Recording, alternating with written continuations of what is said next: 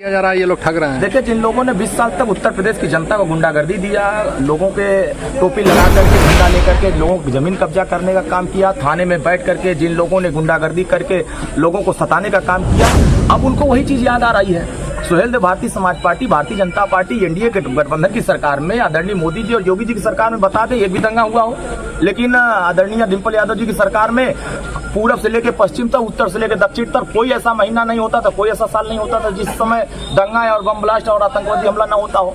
यह लोग तो आतंकवादियों का मुकदमा वापस करने का काम करते थे। हमारी सरकार आतंकवादियों को समाप्त करने का काम कर रही है। हमारी सरकार गुंडागर्दी करने वालों को जेल की सलाखों में या तो राम नाम सत्य करा रही है। तो पूरे देश में जो सुरक्षा का वातावरण चल रहा है, जनता का विश्वास लग रहा है कि हम सुरक्षित हैं।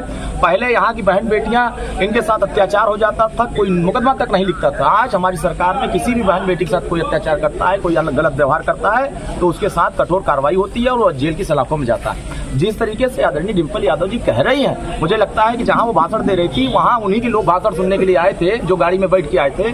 जनता उनके कुर्सी पर बैठने को तैयार नहीं। मैंने देखा कि सैकड़ों की संख्या में कुर्सियां खाली थी। इसका मतलब ये साफ हो गया है कि उनका हार का जो डर है वो उजागर हो गया है। हमें लगता है कि 1 तारीख के बाद और 4 तारीख को ईवीएम को रोना शुरू कर देंगे कि ईवीएम में हमारा साथ नहीं दिया, इसलिए हम चुनाव हार गए। तो हार के डर से बौखलाए हुए लोग हैं। यहाँ घोसी लोकसभा क्षेत्र की जनता डॉक्टर अरविंद राजभर को पूरे मनोयोग से उत्साहित होकर के जिताने का काम करता है। कल अखिलेश यादव भी आ रहे हैं। देखिए, आना जाना उनका लगा रहेगा। जब इनको सरकार में मौका मिला था 20 साल, तो पूर्वांचल के लोगों को और घोसी लोकसभा क्षेत्र की जनता को अंधेरे में खड़ा किया था। अच्छा, यहाँ 3 घंटा बिजली मिलती थी, यहाँ के लोगों को ट्रांसफार्मर जल जाते थे तो 6-6 महीना बदलता था, बदल नहीं पाता था। लेकिन हमारी सरकार में 48 घंटे में ट्रांसफार्मर बदल रहे हैं, 12 घंटा, 14 घंटा, 18 घंटा बिजली दे रहे हैं। हम पूर्वांचल के लोगों को 3 घंटा में लखनऊ सफर करा रहे हैं, उन लोगों ने 8 घंटा 9 घंटा सफर कराया। आज हमारी सरकार में पूर्वांचल से जुड़े हुए जितने 4 लेन थे सीधे गाँव से कनेक्ट हो रहे हैं। आने वाले समय आप देखिएगा चमचमाती हुई सड़क इसी घोसी लोकसभा में मिलेगा। घोसी लोकसभा चुनाव को लेकर कल अंतिम दिन है प्रचार प्रसार का, क्या कुछ तैयारियां हैं कल?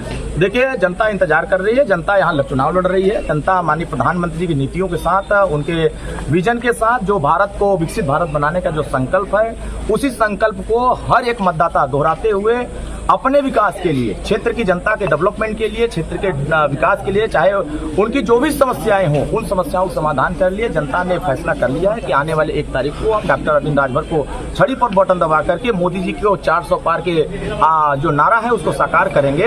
विरोधियों को यहाँ 0 पर समेट करके इनको अंडा थमा करके वापस सैफई, और कुछ लोग चले जाएंगे सिंगापुर, दुबई, जो घूमने वाले हैं, जो सैर करने आए थे वो सैर करके चले जाएंगे। क्योंकि 2 लड़कों की जोड़ी 2017 में भी आई थी, वो फ्लॉप रही है, ये सुपर फ्लॉप हो जाएगी।